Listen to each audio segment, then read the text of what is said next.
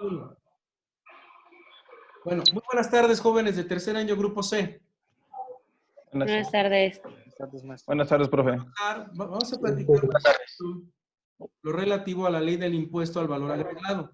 ¿Qué sabemos de esta ley? Ustedes ya leyeron la información que traemos trabajando y algo que van a encontrar de esta ley es cómo se imaginan o en qué fecha se imaginan que esta ley apareció en México. ¿En qué año creen que apareció? ¿Cuándo apareció esta ley? Ya leí. ¿Qué sé? ¿Qué no sé? ¿Qué quiero saber? A finales de la década de los 70, principio de la década de los 80, el gobierno de la República, a través del Congreso de la Unión, quiso generar un impuesto indirecto que tuviera la intención de llevar un gravamen o una carga económica para traer más dinero a las arcas de la Federación y se dieron a la tarea de crear el impuesto al valor agregado. Este impuesto no es otra cosa más que una carga económica indirecta. Te la fijan al que tiene la materia prima, al que vende el producto, al primer producto, pero él lo traslada al que se lo adquiere. No sé si ahí me da a entender, jóvenes. ¿Qué es trasladarle algo a alguien? Yo, por ejemplo, a Edith Rosas le voy a vender una blusa. Y esa blusa que le voy a vender a Edith Rosas, en 100 pesos, se la voy a dejar en 116 pesos. Me dirá ella, ¿pero por qué? Bueno, es que yo, Edith, tengo que pagar el costo de la tela, el costo de los hilos y el costo de todo lo que me sirve, incluida la gasolina y los derivados del petróleo, para poder darte esa blusa en 116 pesos. ¿Qué fue lo que hice? Los gastos que yo genero por adquirir tela, hilos, ir a traerlos a la tienda, ir a traer todos estos enseres, se los voy a cobrar a ella. Y ella los va a tener que pagar. ¿Queda ahí claro el impuesto? Ese es un impuesto indirecto. Si tú eres un prestador de servicios profesionales y de alguna manera, por ejemplo, Omar Cortés es un abogado y yo soy un empresario, yo soy dueño de Patitos de ULS ADCB y Omar es un abogado que yo voy a contratar. Omar me va a cobrar sus 100,000 pesos de honorarios, pero yo de esos 100,000 pesos voy a retenerle a él, retenerme, o sea, quedarme con el 10% y que él entregue a Hacienda y SAT su 6%. ¿Cómo ven? Aguas con esto, porque en la práctica profesional yo sí me he tropezado con la situación de que al final del día, ¿qué les parece que yo cobro 10,000 pesos, por ejemplo, a Luis Felipe, y Luis Felipe como empresa me dice, pues sí, Ángel, te voy a pagar, pero impuesto sobre producto del trabajo te lo voy a descontar y es el 10%. Y el impuesto sobre el valor agregado, que es el 16%, yo me voy a quedar con el 10% de tus 10,000, o sea, con 1,000 pesos, para que yo se los entere a Hacienda y SAT y tú le enteres o le entregues a Hacienda y SAT los otros 60 pesos. ¿Qué les parece? Ese es el 16% que se cobra. Y ahí es a donde, en el párrafo tercero, al hablar de la tasa a razón del 16% de este impuesto, la trasladamos a la venta de bienes, a comprar animales, en el gasto y compra de vegetales, medicinas de patente, jóvenes. ¿Qué es lo que consumimos a diario? Alimentos. ¿Qué tipo de alimentos? Todo lo que sea derivado de grasa vegetal. Yo preguntaría a Ivonne, ¿por qué la grasa vegetal en los productos de Marinela, Bimbo, por qué te tengo que cobrar el 16% de esos productos?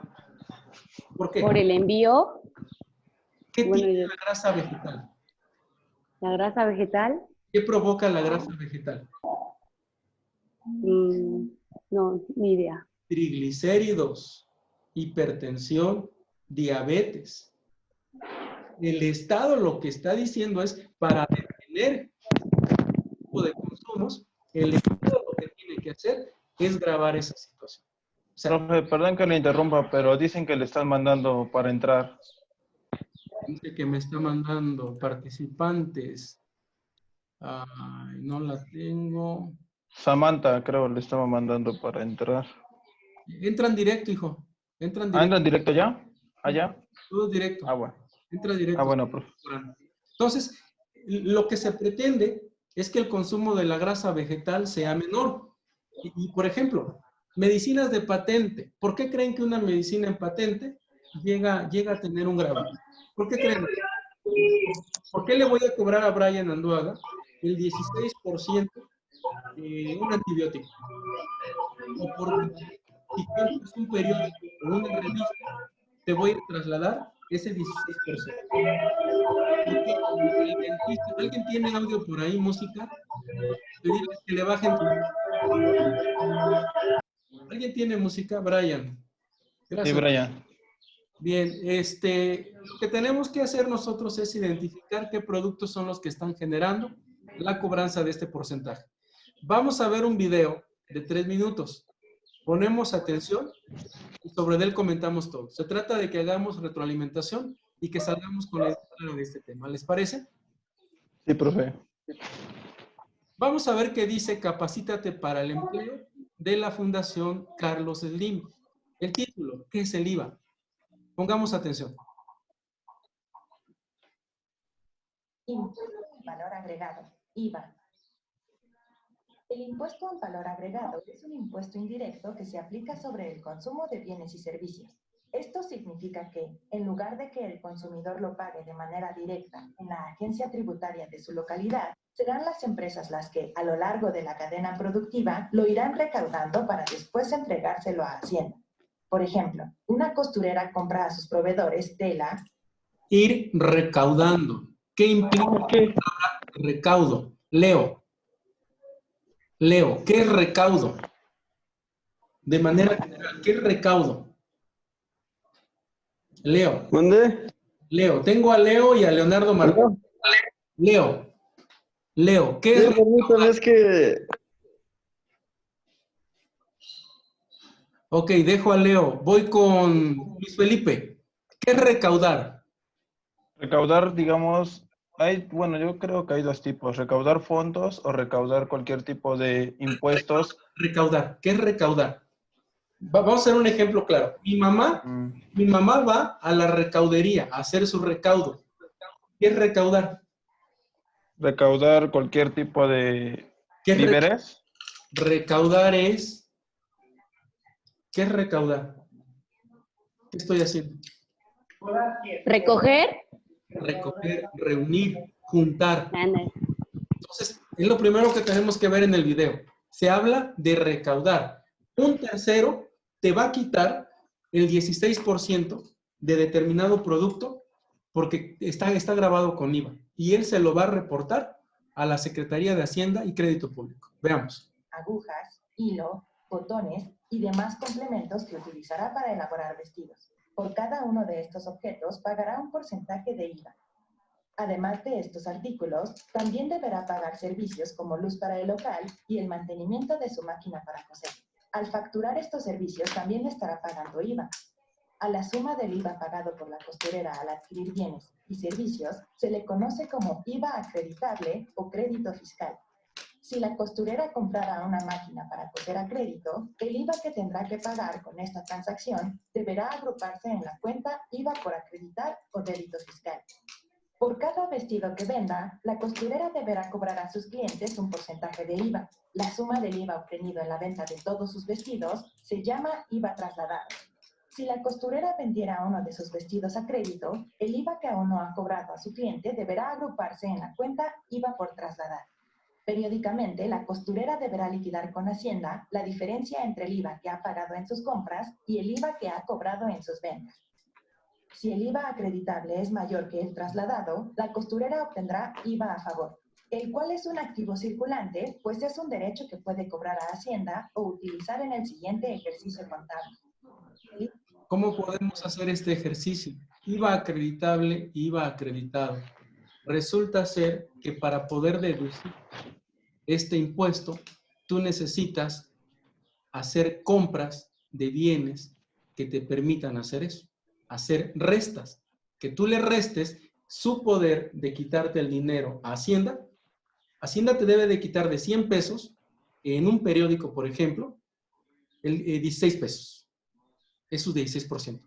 Pero tú, para que no le entregues todo ese 16%, lo que tienes que hacer es, de otra manera, de tus demás actividades, juntar más para hacer la quita y que ya no le entregues 16, sino que en una resta con el IVA trasladado, lo que hagas sea solamente darle 8 pesos o no darle nada, porque tú por otro lado justificaste. A eso refiero. IVA trasladado es mayor que el acreditable, la costurera deberá pagar a Hacienda esta diferencia, a la cual se le conoce como IVA por pagar. Por lo general, el IVA se aplica a la venta de bienes y servicios efectuados por empresarios y profesionales independientes, el arrendamiento de bienes y las importaciones. El porcentaje de IVA.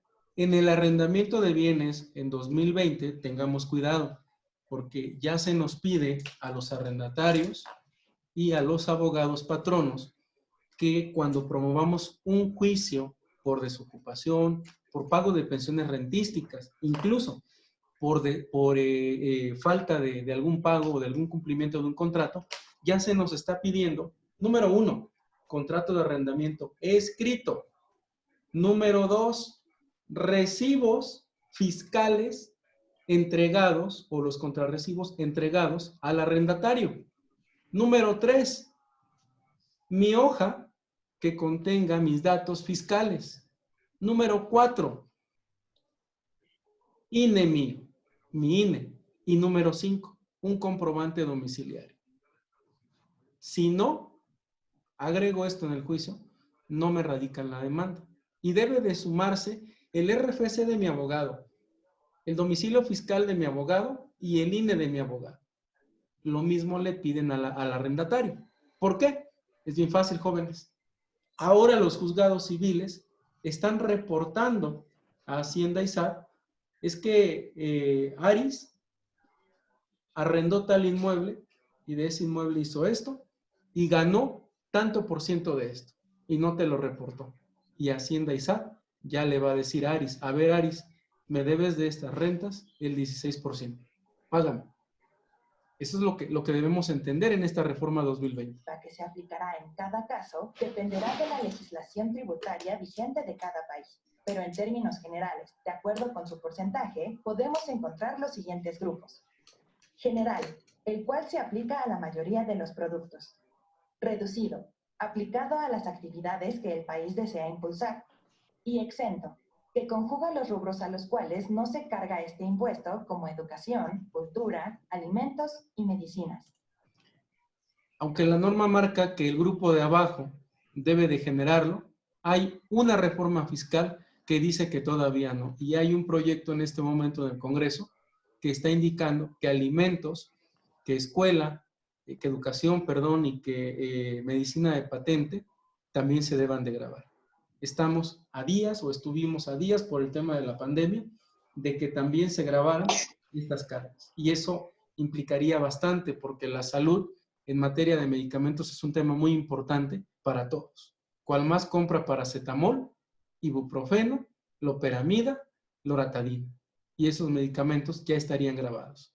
En cuanto al agro, en cuanto a química, en cuanto a situaciones que en IVA reducido se baja un poco porque hay una amortización, pero esto que ven aquí, los zapatos, el alcohol, los celulares, las hojas de papel que tienen, los lentes de Aris, la gorra de su compañero, los audífonos de su compañero, la playera negra de mi amigo, todo lo que tienen ustedes viendo, todo eso está grabado a razón del 16%. Cerremos este tema. Investiga las tasas y procedimientos que deberá seguir para calcular el IVA, de acuerdo con los lineamientos establecidos por la legislación tributaria vigente en tu país. Pues bien, continuando con el tema, muy importante que ustedes vayan observando que no solamente el IVA es un tema con el que van a convivir, también van a convivir con el impuesto especial sobre producción y servicios, llamado IEPS. Es otro impuesto indirecto. Es algo que tú pagas sin que sepas que ya lo pagaste. Como impuesto indirecto, ¿quién es el que lo está amortizando? El consumidor final. Y la misma situación, se va a energía eléctrica, se va a derivados del azúcar, al tabaco labrado, a la gasolina. ¿Qué hay atrás de la gasolina? ¿Cuál es el nombre real de la gasolina, jóvenes? Leonardo, ¿cuál es el nombre real de la gasolina? ¿Nombre real a qué se refiere? Sí, ¿qué hay atrás de la gasolina? Antes de ser gasolina, ¿cómo se llama? Petróleo. Petróleo. Todos los derivados del petróleo tienen esta carga del IEPS. Y si ustedes voltean a ver nuestro entorno, resulta ser que del petróleo deriva todo. ¿O estoy equivocado? Es la base de los plásticos, es la base de las bolsas, de todos los objetos que utilizamos. El plástico está por todos lados y es un derivado de ellos. La explotación forestal también es un derivado que tenemos en casa. Se pretende amortiguar, como dice la diapositiva, la carga moral y social que este tipo de actividades nos llegan a perjudicar en el entorno, en el medio ambiente. Sin duda, bebidas alcohólicas, tabaco, la contaminación, son temas que nos aplican. Les coloqué aquí una norma oficial mexicana en materia de plaguicidas para que puedan con ella buscarle, checarla y de ahí derivar el ejemplo más claro que les pueda colocar también. Aquí también me di a la tarea de buscar un video que podamos comentar sobre el IEPS. Fíjense, ¿sabían ustedes que están pagando de manera indirecta IEPS por usar Internet? El que fuma, también. El que bebe alcohol. ¿Ustedes compran gasolina? ¿Seguros que no? Arisbet, ¿compras gasolina, hija? Sí, porque te subes a la combi. ¿O no? De manera indirecta, Luis Felipe utiliza gasolina para trasladarse a cualquier lado.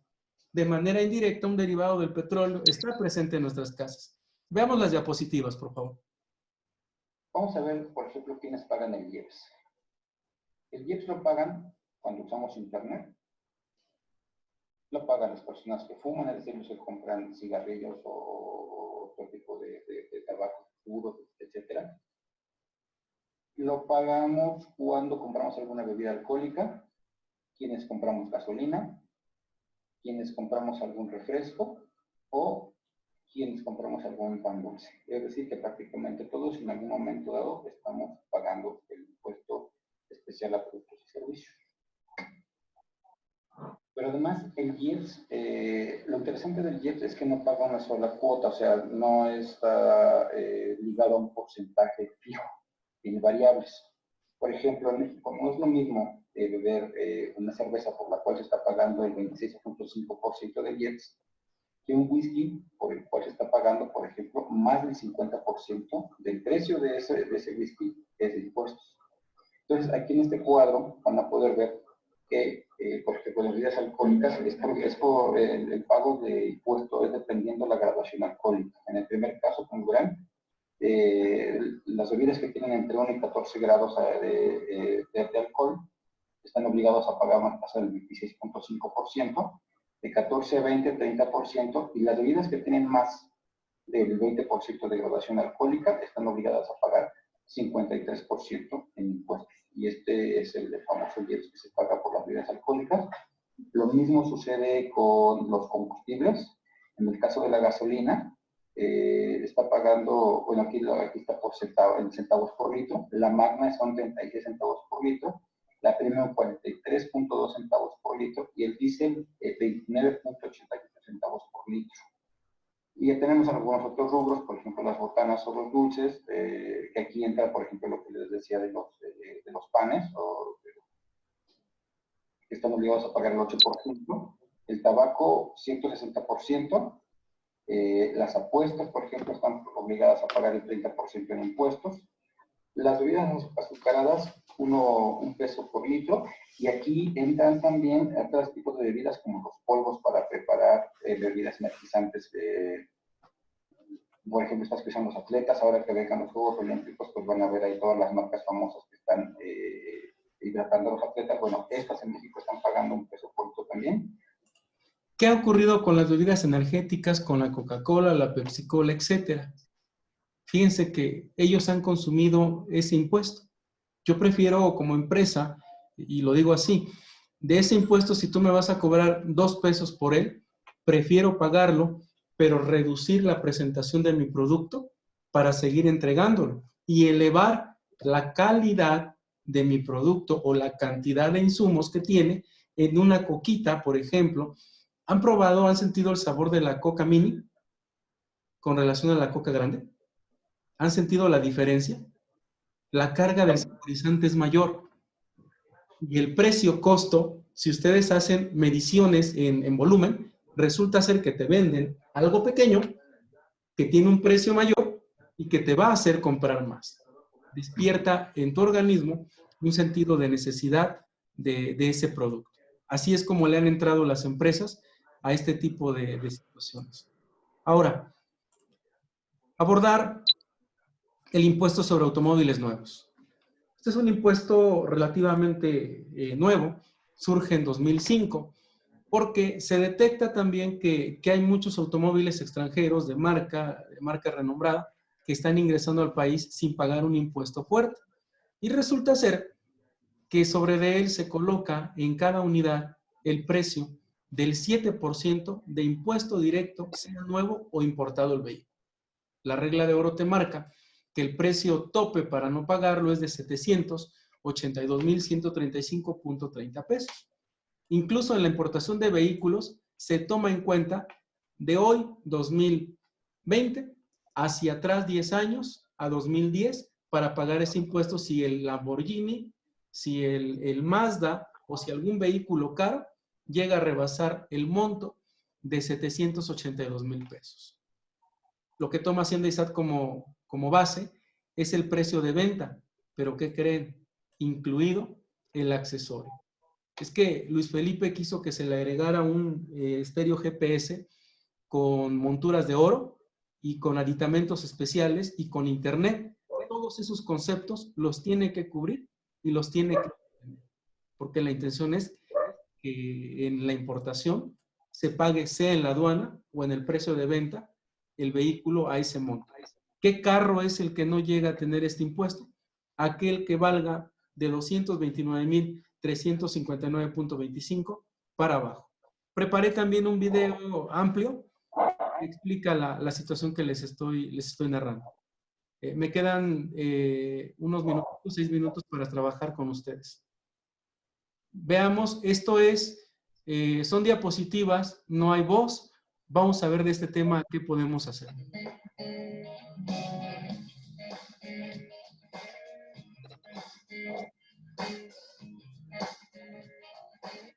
¿Qué es un automóvil, Diego Villar? ¿Qué es un automóvil nuevo?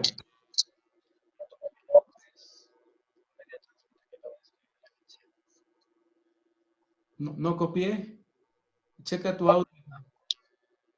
Checa tu audio.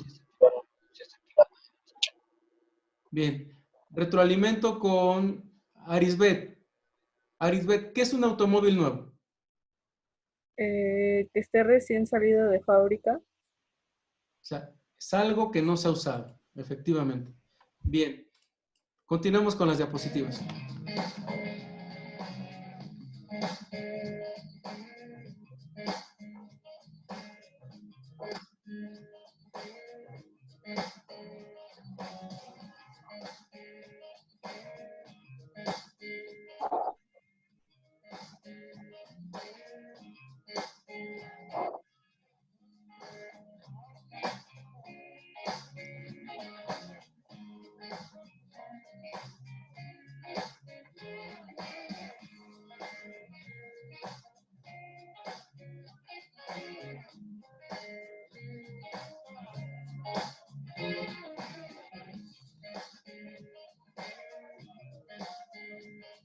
Aquí, si se dan cuenta, refiere cuántos pasajeros son los que puede tener y el tipo de kilogramos que se deben de cargar en la unidad. Eso es lo que quisiera compartirles de este impuesto. Es un impuesto al que van a accesar ustedes solamente si compraran un vehículo que rebase 240,000 pesos en promedio. Es el que vamos a ver de manera indirecta y que, bueno, solamente al adquirirlo nuevo, es como nosotros vamos a poder hacer uso o más bien pagar este impuesto. Conclusión. Si yo preguntara, ¿qué es el impuesto al valor agregado? ¿Qué podrían contestarme ustedes? Luis Felipe, ¿qué es el impuesto al valor agregado? ¿Cómo? ¿Qué es el IVA?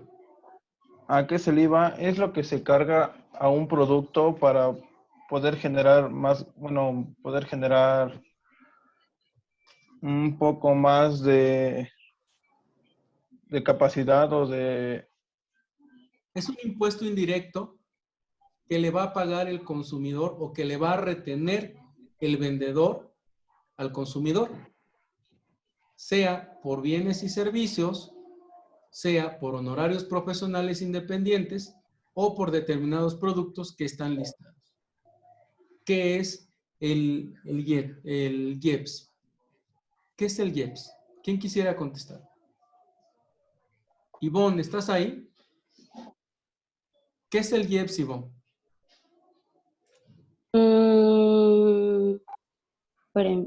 Es que no me acuerdo muy bien. Creo que es el impuesto que se carga a la producción de los materiales, dependiendo, del material o cualquier tipo de producto nuevo, ¿no? No. El IEPS, cuando hable de IEPS, acuérdense de la Coca-Cola, la Pepsi-Cola, los Gansitos, todo lo derivado de Marinela, Kimberly-Clark, son aquellos productos que provienen de la naturaleza y por los cuales se tiene que pagar cierta cantidad de impuestos. Regularmente, yo con eso les comento, regularmente lo que ocurre es que se han dado cuenta, por ejemplo, hoy día que está muy, muy utilizable, el papel higiénico, el papel de baño. ¿Se han dado cuenta de un año hacia atrás qué cambios ha tenido la venta de ese producto? ¿Se han dado cuenta que los rollos eran más pachones, más gordos y la hoja era más ancha? ¿Se han percatado que se ha reducido? ¿Y han visto que ya es más delgada la hoja a pesar de que sea cualquier compañía? ¿Se han dado cuenta que desapareció Charmin? Sí, desapareció. Charmin te daba más de 234 hojas. Hojas sencillas, dobles, perdón. Pachoncitas, valga la expresión. Hoy día, Pétalo y las que surgieron, te están dando un producto menos ancho y más inflado, que en realidad llega a tener hasta 180 hojas. ¿Qué es lo que hacemos los padres de familia cuando vamos a hacer la despensa? Procuramos ver que ese producto tenga más hojas posibles, porque rinde más. Si no se consume, una familia de 4 personas te puede consumir un rollo entre 1 y 2 días. Chéquenlo. Y son temas de mercadotecnia que ellos han desarrollado. Pues bien, jóvenes, esto es lo que yo tendría que cubrir en este segundo momento, leyes fiscales. Es lo que ustedes ya me hicieron favor de entregar en sus sesiones.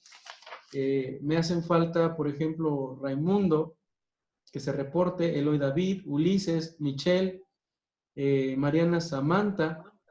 Voy a enviar una captura de pantalla, perdón, una fotografía sobre cómo voy en mis registros para que puedan ustedes, por favor, correr la voz y hacerme entrega